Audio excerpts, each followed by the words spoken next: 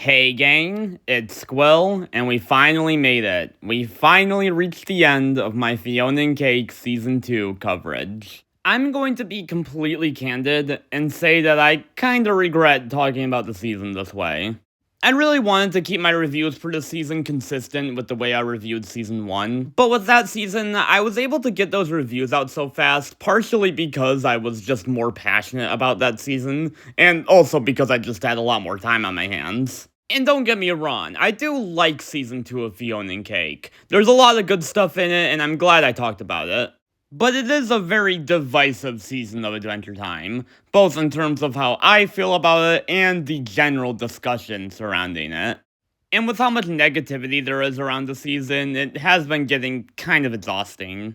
I truly don't think that any of my reviews of this season are among my best work. I think I repeated myself a lot, and you could tell I was getting kind of burnt out by them by like episode 4 or 5. If we ever get a Season 3, I will only be reviewing it this way if I'm just as passionate about it as I am with Season 1. So because of that, I'm gonna try to keep these episode segments rather brief. More or less just summaries of what I have to say about these episodes in the full reviews. And obviously you can check those out if you want my more elaborated thoughts on these. I truly don't think I have anything left to say about this season of television. And the only other thing I have to say before we begin is that it was actually very hard to rank these, much more so than with Season 1. I went back and forth on a lot of these episodes, including my top 2.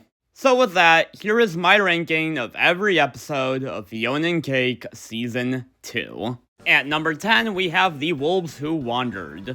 The Wolves Who Wandered isn't a bad episode, but it's one that I wish I liked more than I did. I really love all the Wizard Eyes stuff near the start of this one, as well as the porta potty conversation. But the episode kinda loses me at the Venus stuff, and I wish we got more time devoted to Fennel. I still don't really get what the show is going for with her. And while I certainly like the idea of pairing Huntress and Hunter up for a subplot, in execution it amounts to basically nothing. I definitely get why a lot of people like this one, but in my opinion it's just okay. At number 9, we have The Cat Who Tipped the Bots. I like a lot of the individual pieces to this episode, but as a whole it feels a little disjointed to me. Stuff like the Huntress Wizard flashback and the Simon Ice-Stain scene really feel like they should last longer. I really like the Fionna DJ Flame flashbacks, but her subplot very abruptly shifts focus to mini Huntress Wizards. The Cake Shears subplot probably fares the best of the storylines here, but even then I wish it got a little bit more. If anything, this episode feels like kind of a microcosm of the season as a whole. Enjoyable, but very messy. At number 8, we have The Hare and the Sprout. The Hare and the Sprout is the season premiere, and a pretty solid one at that.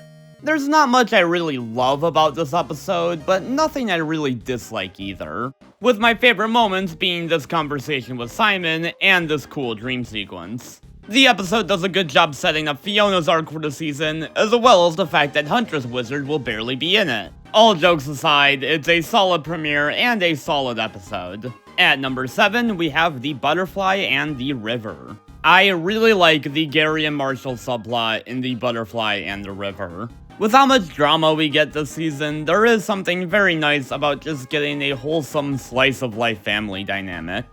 I think the conflict between Gary and Marshall is handled very well, and it gives us a lovely Rebecca Sugar song. The Huntress and Cake time travel subplot is pretty fun as well, although I wish it added more to Huntress's overall arc this season.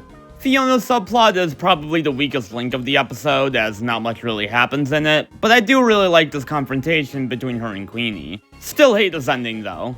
At number 6, we have The Insect That's Sane. The Insect That's Sane would probably be a spot or two higher on this list if the finale did a better job resolving the Fionna stuff, and if the Marshall-Simone reunion made me feel anything at all.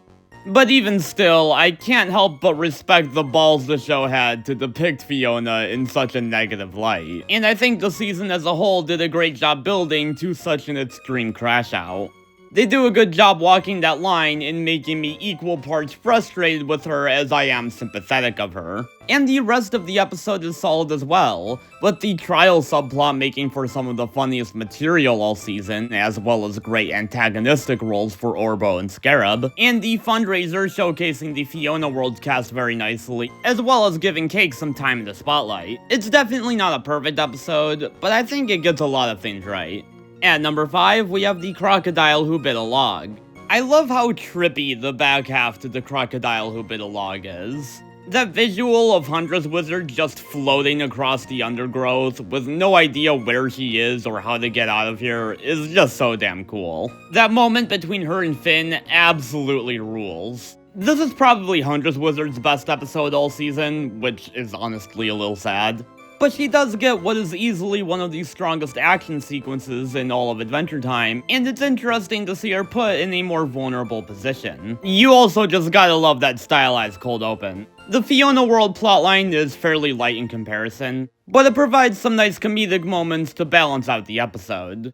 At number 4, we have the Lion of Embers. You know, before it started to feel like they were just taking time away from the storylines we actually care about this season, there was something really nice about seeing PB, Marcy, and Simon care so deeply about Finn's health. PB especially, I love just how much stress this puts her under. And seeing all the princesses fight over Finn just feels very classic Adventure Time. And Flame Princess's appearance here makes for one of the best scenes in the entire season.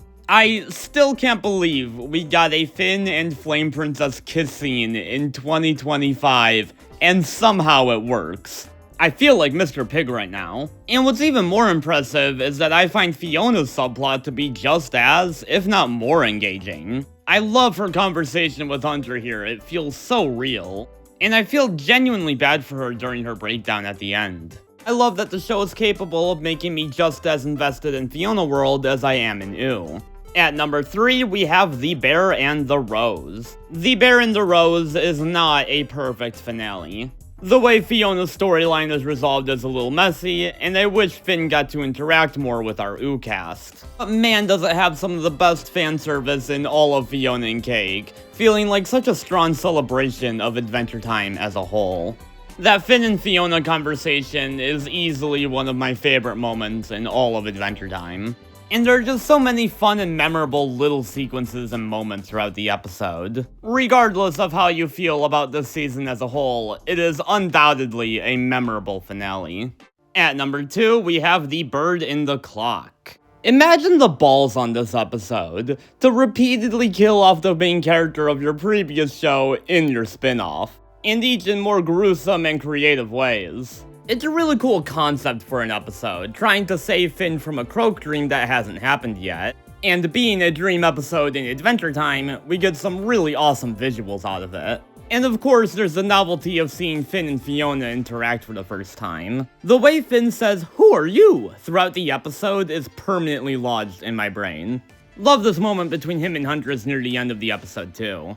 The Bird in the Clock came very close to topping this list, before it was tragically croaked by just one episode. At number 1, we have The Worm and His Orchard. The Worm and His Orchard is just an incredibly solid episode, with very little to nitpick about it. Huntress stuff has some great action between her and Witch Wizard. Cake's subplot introduces us to a great new character in the Karmic Worm, and gives us a lovely Rebecca Sugar and Half Shy song.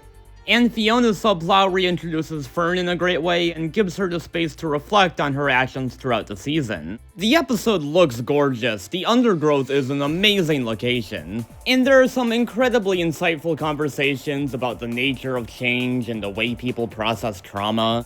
It's just a wonderful episode, and my pick for the best of the season. And that was my ranking of every episode of Fionna and Cake Season 2. But before we go, I decided to combine this list with my Season 1 ranking to make a ranking of every Fionna and Cake episode, Seasons 1 and 2. We'll be going through this thing rapid fire, so here is every episode of Fionna and Cake ranked. Number 20, The Wolves Who Wandered. Number 19, The Cat Who Tipped the Bots. Number 18, Fionna Campbell. Number 17, The Hare and the Sprout. Number 16, Cake the Cat.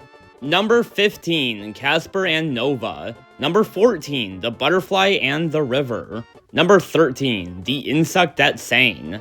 Number 12, Cheers. Number 11, The Crocodile Who Bit a Log.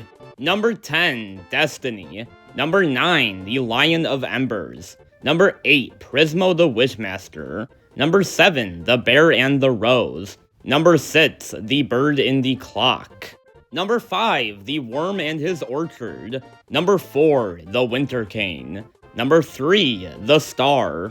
Number 2, Simon Petrikov. And number 1, Jerry. Still my favorite episode of Fionna and Cake, and still my favorite episode in all of Adventure Time. The only change I made to the Season 1 ranking is that I moved Fionna Campbell to the bottom. It's still a solid episode and a strong start to the show, but it's not the most exciting episode out there, and it loses a bit of its novelty when we have an entire season set in Fionna World. Before I go, I will say that I do actually have one more Fionna and Cake video coming up in about a week or so, but it's not really about Season 2 specifically, and after that I'll probably take a little break just to figure out what I want to do with the channel going forward. So stay tuned for that and have a good one. Squill out.